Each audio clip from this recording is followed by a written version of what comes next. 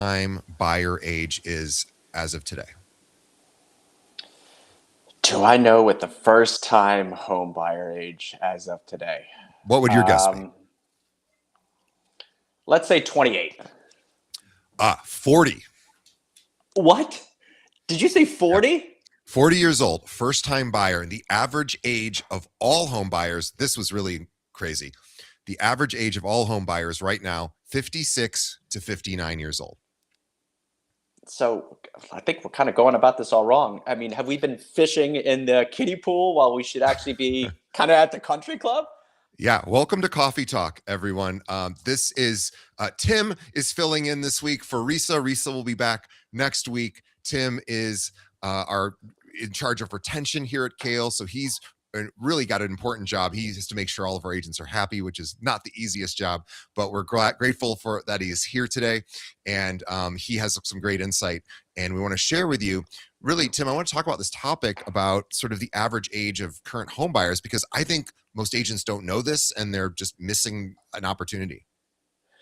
Yeah, and like to be honest, when you sent me like the data, I had to read it twice. The National Association of Realtors just dropped their 2025 profile of home buyers and sellers. And the numbers, I mean, they're really a wake-up call. Yeah, I want to run through the highlights for everyone watching. So first time buyers, medium age is now 40. By the way, that's an all-time high. It used to be 35 as of just a few years ago. It has jumped up. So the average age of the first time home buyer is 40. Wow. All-time high.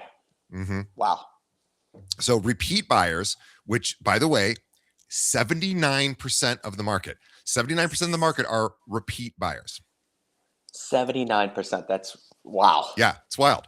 So we focus on new home buyers, but the reality of it is it's usually repeat buyers. But the median age is actually for repeat home buyers is actually 62. So here's the kicker: 30% of all repeat buyers paid in all cash.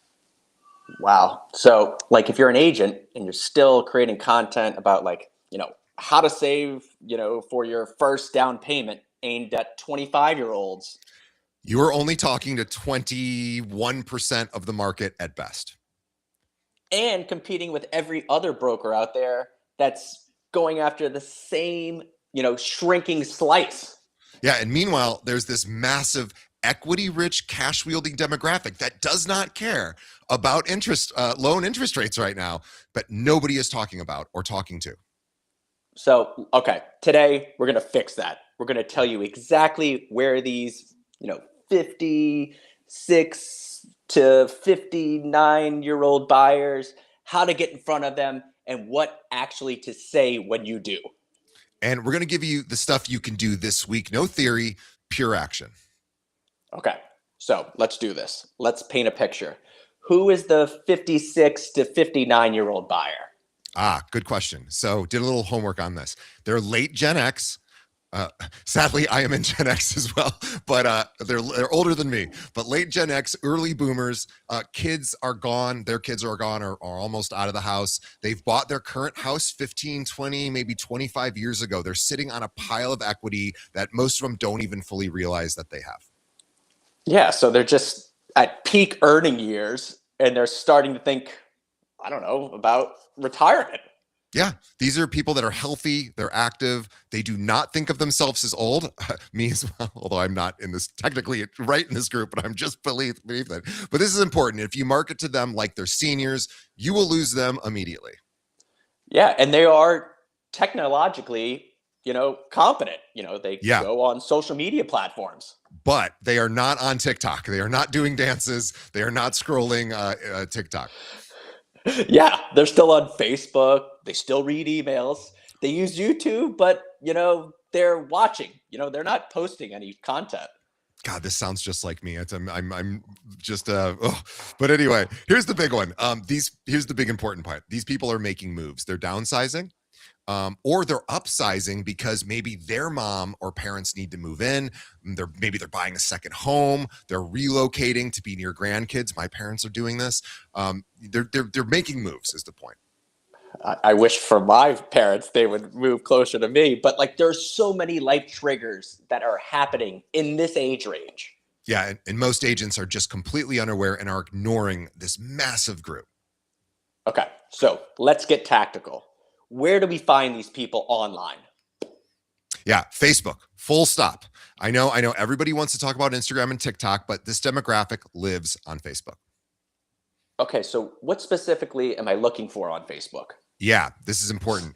They love neighborhood groups. So also alumni groups, high school reunions. By the way, I do all of our high school reunions, so I can absolutely vouch for that. College alumni associations, hobby groups, things like golf, cycling, running clubs. So if you're in Chicago, you're looking for things like Lincoln Park Neighbors or DePaul Alumni or Chicago Golf Club. Exactly. And here's the play. You don't join these Facebook groups and immediately start posting your listings. You'll become what you want to become is a helpful human in these groups first. Yes. So just don't go posting away. Answer questions and provide value. Yeah, I live in Roscoe Village and there's a Roscoe Village one. And people ask things like, does anyone know a good handyman? And this is where you as the realtor come in and say, I know the best handyman. Here he is, here she is. Someone asks about things like permit requirements for a deck. You answer or connect them. You become the local expert who happens to be in real estate, but is answering real estate or real estate adjacent questions in those groups. So like my wife has gone on to sites like Nextdoor. So what about a site like Nextdoor? Yeah, Nextdoor is gold for this demographic. They are on there. They are talking about neighborhood issues. They're asking for recommendations for contractors. They're discussing local development. Same play basically, but just be helpful first. And you had also mentioned email. Yeah. Yeah, they still read it, right? If you have a database and you're not emailing because you think email is dead, it's not dead for this group. They open emails, they read newsletters. Okay, let's do this. Rapid fire. What about LinkedIn? Yeah, LinkedIn is great if you're targeting professionals and business owners. Many of these folks are in senior roles or own businesses. Okay. What about Instagram? So they're on Instagram, but they're mostly there to look at their kids' posts and their grandkids' photos. They're not scrolling like younger people are. And then the big one of them all right now. What about TikTok? They are not on TikTok. You can ignore TikTok for this group. Okay. So this is the part where I'm most excited about. Where do we find these people in the real world? Yeah, we just talked about how to find them digitally, but let's show you how to find them out and about. Let me give you the list because I want everybody to pick 2 of these and commit to them. Only 2? Yeah, just 2 because you need to show up consistently. You can't be everywhere, but you can dominate 2 places. And also, don't overwhelm yourself. All right, hit us with it. Okay, number 1, golf courses. This demographic golfs, men and women, a lot of them. Public courses, private clubs, if you can get access to like a country club, like even better.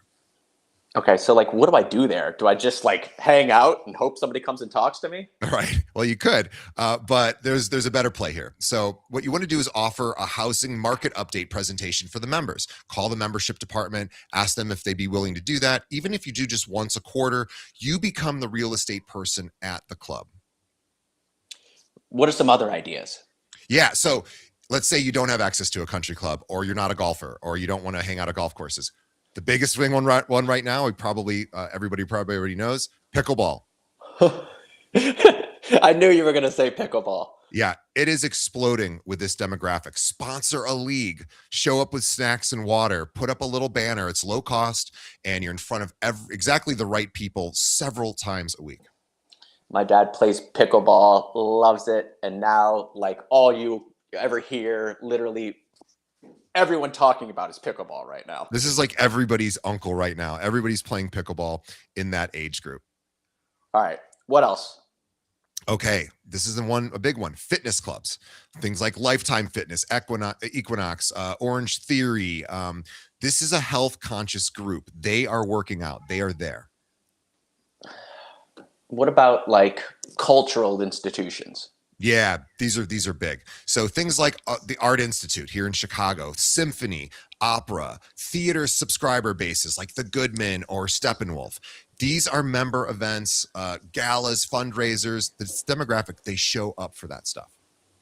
What about like local charity events? Oh yeah. Awesome. Pick a few causes that are important to you and commit to them.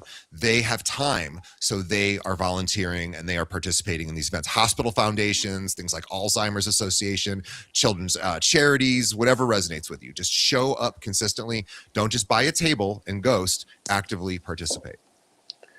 And then, like, what about religious institutions?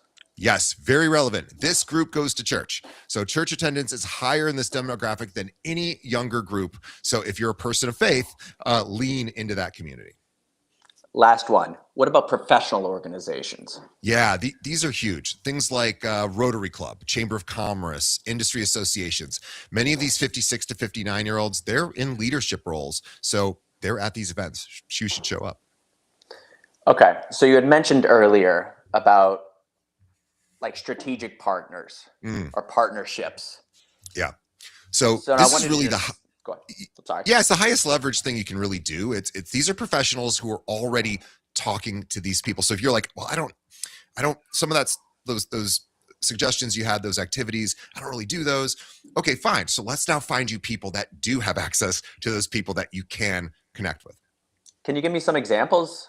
Yeah. So your dad, this is perfect, right? Your dad's an estate planning attorney. So this demographic is actively working with people in that age range, setting up wills, setting up estates, doing wealth transfer planning, trusts. Real estate is always part of that conversation. So when I reach out to them, what do I say to them? Yeah, it's something like, hey, I know your clients often have real estate questions during the planning phase. I'd love to be a resource, no pressure, no hard sell. Just someone you can call when a client asks what their house is worth. By the way, you should also be selling them, hey, my clients, I work with people in this demographic as well. Can I send them over to you for their estate plan? So essentially, you become their go-to. Yeah.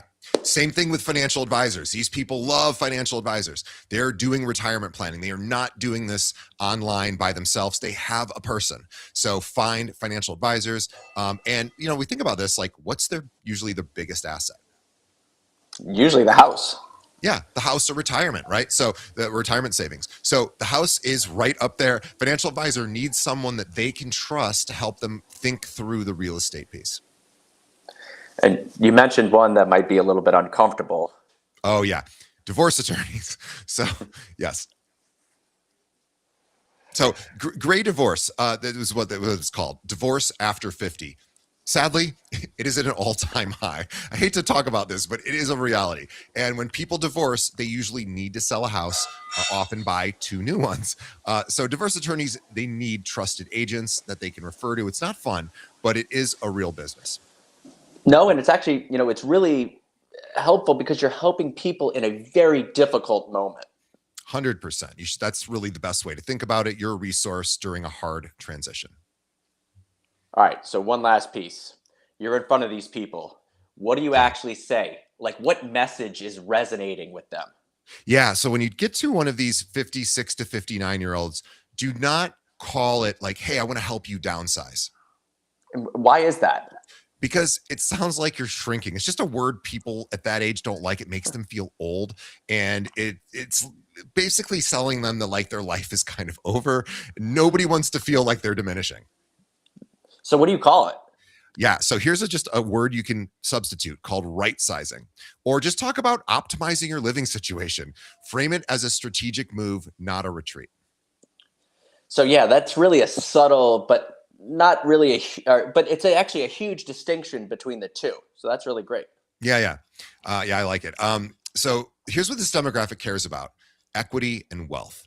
They want to know what they've built. So simplification, less maintenance, more freedom, more travel, proximity to family is super important. Things like grandkids, adult children, aging parents, walkability, and amenities. Again, when you're talking to them, talk about their family. Find out like, hey, where do your kids live? Do you think you'd want to move closer to them if they're out of state? Is that important to you? They want urban convenience, even if they're moving to the suburb. They want to know where stuff is. So they're looking for one level living? Yeah, mostly. Stairs become a real consideration, right? Not because they can't do stairs now, but they're planning ahead. What about legacy stuff? Yeah. Legacy and estate planning. How does the house fit with the bigger picture? That's why the partnership with estate planning attorneys, financial advisors is so powerful. Also, insurance agents. That's another great one. But you're already in the conversation. So let's just throw out a scenario. I'm at a Mhm. cocktail party. What question could I ask that would open this up naturally? Yeah. So when you're talking and you meet somebody like this, say like, "Hey, how long have you been in your current property?" I'm an agent. I'm always curious for that sort of information. When they say that, say, "Hey, have you thought about what's next for the house?" That's it. Simple, non-threatening. Not what you are going to do next. What's next for the house? So what that does is it opens the door to this conversation. So, not saying, are you thinking of selling? No, because that's a sales pitch, right? So what we're Yeah. going to do is we're going to say, what's next for the house? Like, what are your plans? Right? This never feels like a pitch. What's next for the house feels like you're curious. So, all right, let's get this wrapped up. So I think we've given a lot of information. So Tim, we talked a lot, but what's your one big takeaway from today? I would think it's stop marketing to who you think is buying and start marketing to who's actually buying. The data is telling us something, listen to it. Yeah, I love that. Mine is this: pick two places from today's episode, just two, and start showing up consistently. Here's an easy one. You don't play pickleball, that's okay. Sponsor a team. Go hang out, meet everyone on the team. These are going to be all people in this demographic. It is the cheapest way to meet like 15 people right away. And all of these pickleball places want sponsors. So maybe it costs you a few $100, but it is worth it. And then maybe have them all out to a bar or something afterwards, invite them, and have a sponsor like a loan officer help compensate, maybe get an estate planning attorney, maybe a financial advisor, get people there that want to meet those people. And the other thing too is like, just think about like also charity is really important. This will just be great opportunities for you. So whatever resonates, but pick two and own them. So, but just don't try to be everywhere. Yeah, be somewhere consistently and for long enough to matter. So, if you want a full breakdown, every place we mentioned, every partnership play, every message that resonates, Yeah, drop a comment. I've got a huge list I can provide to you, and we can get that right out to you. awesome. Well, thanks so much for hanging out with us today. Risa, we miss you, and we will see you all next week. Tim, you did a great job as my co-host. I Thanks. really appreciate it. This is something we It's do fun. every week. I do want to mention real quickly too that if you're not already a Kale agent and you're interested in what we offer, and Tim is absolutely part of that conversation because he will be taking care of you once you're here, making sure that you're happy, and that's his job. And but my job is to tell you more about it. So if you're interested and you're not one of us yet, reach out. I'd be happy to see if we might be a fit. And also, if you're already a Kale agent, and Risa, she's not here this week, but she's back next week. If you are not participating in some of her growth programs, and I mean, this is training, coaching, mentorship, she has literally been doing this nonstop for like almost 20 years. Nobody knows it better than her. Reach out to her. She's got a program for you, and we've got all sorts of opportunities. Just reach out to us if you're not currently in coaching, or if you want to be a coach. We actually have some coaching opportunities too. Whether you're a Kale agent or not yet a Kale agent, maybe you like coaching agents. Risa wants to talk to you because we need some more coaches. But anyway, so just thanks for being here, Tim. I really appreciate you filling in. You did awesome, and Thank you. we will see everybody next week. So thanks, everyone.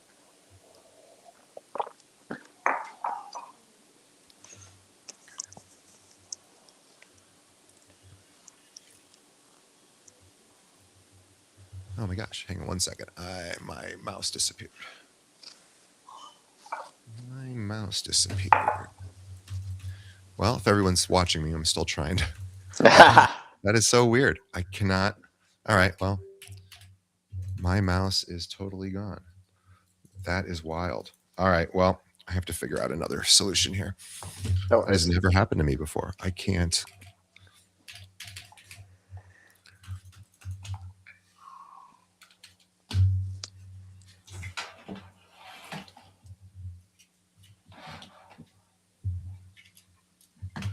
Oh, we did have some people. Oh, we did for sure. Yeah. Yeah, we had a good group here today.